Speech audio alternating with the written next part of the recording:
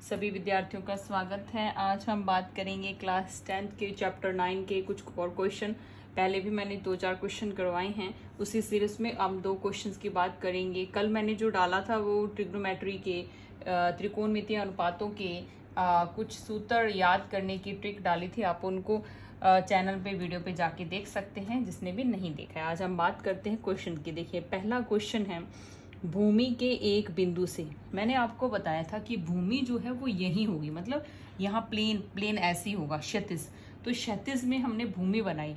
भूमि के एक बिंदु से, अब कौन सा बिंदु है भूमि नहीं पता, आगे पढ़े, जो मीनार के पाद बिंदु से, अब ये मीनार है, भूमि पर कहीं कोई मीनार स्थित है तो कहीं हमने मीनार बना दी। अब मीनार के पाद बिंदु ये है, उससे कितने मीटर दूर चलना है, 30 मीटर दूर पर एक बिंदु है। मीनार के शिखर, ये शिखर है, उसका उन्नयन कोण कितना है, 30 डिग्री है। तो मीनार की ऊंचाई ज्ञात कीजिए, हमें ऊंचाई बतानी है, यानी ये वाली जो लेंथ है वो हमें बतानी है। अब कर्ण के सामने समकोण के सामने वाली भुजा क्या होती है, कर्ण होती है, जिस पर 90 डिग्री का कोण और कोण है वो भुजा क्या होती है, आधार होती है। और बाकी जो बच गई वो भुजा क्या है, लंब है। अब हमें किस दो भुजाओं में संबंध देखना है, लंब और आधार में। लंब और आधार में, लंब है AB और आधार है BC। हमें देखना है कि ऐसा कौन सा त्रिकोणमितीय अनुपात है जिसमें लंब और आधार दोनों आते हैं, तो वो है tan। तो tan किसका मान, थीटा का मान, थीटा का मान कितना डिग्री है, 30 डिग्री। लंब कितना है AB और आधार कितना है BC, ठीक है। अब लंब का मान तो हमें ज्ञात करना है और आधार का मान जो है वो कितना है, 30 है, और tan 30 का मान कितना होता है, 1/√3 होता है। BC का मान कितना है, 30। अब तिरछा गुना करेंगे तो AB बराबर आ जाएगा 30/√3। बटे में √3 नहीं होना चाहिए, इसलिए हम √3 से ऊपर यानी अंश और हर दोनों को गुणा करेंगे। इसको बोलते हैं हरों का परमयीकरण। ये दो √3 मिलाकर क्या बन जाएंगे, तो 3 बन जाएंगे, और यहाँ पे √3 बच जाएगा। अब इसको इससे काटेंगे तो 10 के पहाड़े में 3 नंबर पर 30 आता है, और ये √3 ये वाला।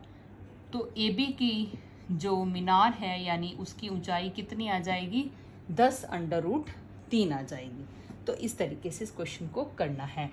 नेक्स्ट देखिए, हम बात करेंगे, नेक्स्ट क्वेश्चन है, भूमि से 60 मीटर की ऊंचाई पर एक पतंग उड़ रही है।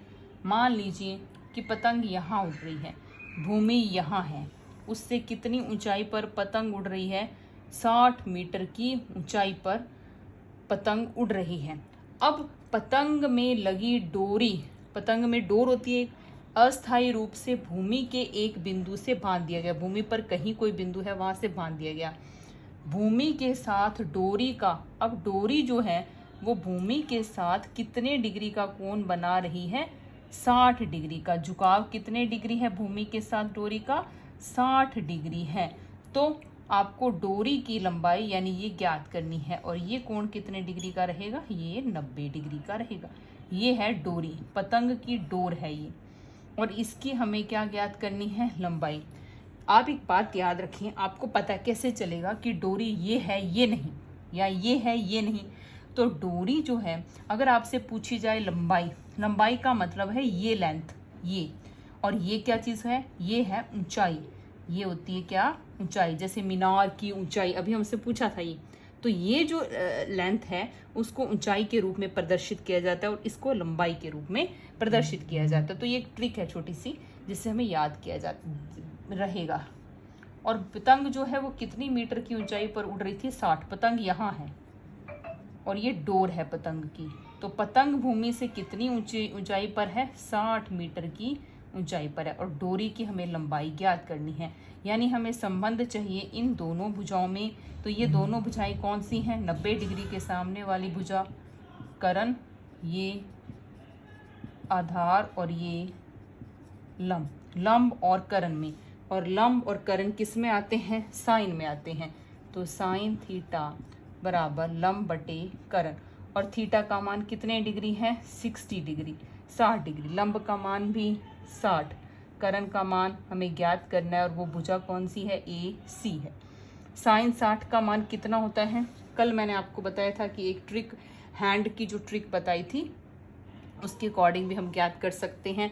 तो साइन 60 का मान कितना होता है, तो 0 1 2 3 4 आते हैं, फिर 4 नंबर से इसको डिवाइडेशन करते हैं और अंडर रूट निकालते हैं, तो अंडर रूट 3/2।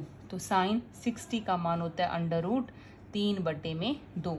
60 बटे में कितना आ जाएगा, ए सी। अब तिरछा गुणा करेंगे तो ए सी बराबर आ जाएगा 120 बटे में अंडर रूट 3। अंडर रूट 3 को ख़त्म करेंगे तो अंडर रूट 3 अंश और हर में हरों का परमेयीकरण, तो ए सी का मान आ जाएगा 120 बटे में 3 और अंडर रूट 3। तो 120 जो है जब 3 से कटेगा तो ए सी का मान आ जाएगा 40 बटे में मल्टीप्लाई अंडर रूट 3 मीटर। 4 तिया कितने होते हैं, 12, तो यहाँ 40 आ जाएगा और अंडर रूट 3 मीटर आ जाएगा। तो ये डोरी की क्या हो गई है, लंबाई हो गई है। अब आपको क्या करना है, कोई भी क्वेश्चन आए तो पहले उसको ध्यान से पढ़ना है। आपको ये पता नहीं चल रहा है कि जो फाइंड करनी है लेंथ वो ये है या ये है, तो मैंने थोड़ा तरीका बता दिया कि अगर लंबाई पूछी जाए तो मैक्सिमम क्वेश्चन में ये लेंथ होती है और ऊंचाई पूछी जाए तो मैक्सिमम ये लेंथ होती है। आपको ये ध्यान रखना है कि 90 डिग्री के सामने वाली भुजा कर्ण होती है, और अगर सिंगल कोण वाले क्वेश्चन है यानी एक ही कोण दिया हुआ है तो लगभग डायग्राम सब में ऐसा ही बनेगा, सेम डायग्राम। तो पहले आप डायग्राम भी बना सकते हैं, फिर उसमें अपने अकॉर्डिंग, मतलब आपको समझ आ रहा है, जैसे जैसे समझ आ रहा है वैसे वैसे आप मान लीजिए, ये तो पता ही है सबको 90 डिग्री एक ही कोण दिया हुआ तो वो कोण आप यहाँ लिख दीजिए। उसके बाद जो लेंथ दी है उसको आप देख लीजिए कि ये जो वैल्यू दी है वो यहाँ आएगी या यहाँ आएगी या यहाँ आएगी, वो आपको देखना है, ठीक है। तो इस तरीके से आप वैल्यूज निकाल सकते हैं। बाकी क्वेश्चन नेक्स्ट वीडियो में। धन्यवाद।